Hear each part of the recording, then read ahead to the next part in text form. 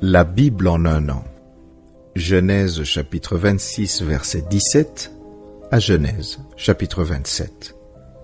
Psaume 10, 16 à 18. Proverbe 3, 9 à 10. Lecture du 12 janvier.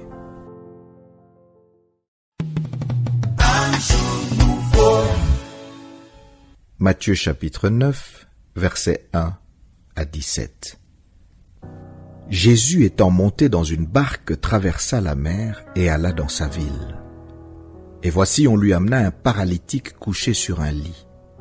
Jésus, voyant leur foi, dit au paralytique, « Prends courage, mon enfant, tes péchés te sont pardonnés. » Sur quoi quelques scribes dirent au-dedans d'eux, « Cet homme blasphème. » Et Jésus, connaissant leurs pensées, dit, « Pourquoi avez-vous de mauvaises pensées dans vos cœurs ?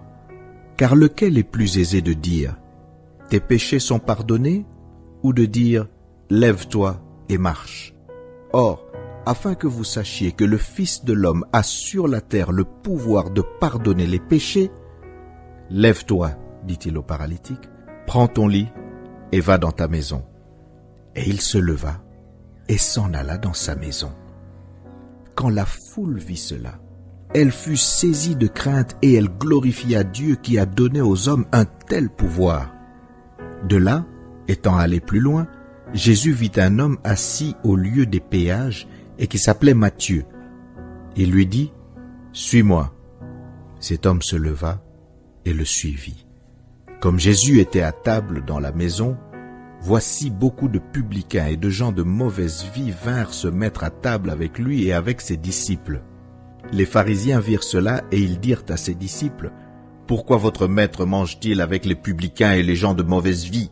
Ce que Jésus, ayant entendu, il dit, « Ce ne sont pas ceux qui se portent bien qui ont besoin de médecins, mais les malades. Allez et apprenez ce que signifie « Je prends plaisir à la miséricorde » et non au sacrifice.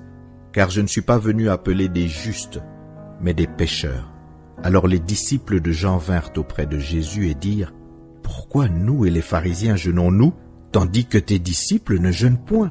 Jésus leur répondit, « Les amis de l'époux peuvent-ils s'affliger pendant que l'époux est avec eux? Les jours viendront où l'époux leur sera enlevé, et alors ils jeûneront.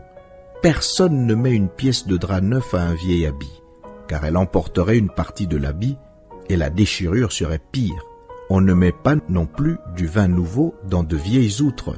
Autrement, les outres se rompent, le vin se répand, et les outres sont perdues. Mais on met le vin nouveau dans des outres neuves, et le vin et les outres se conservent.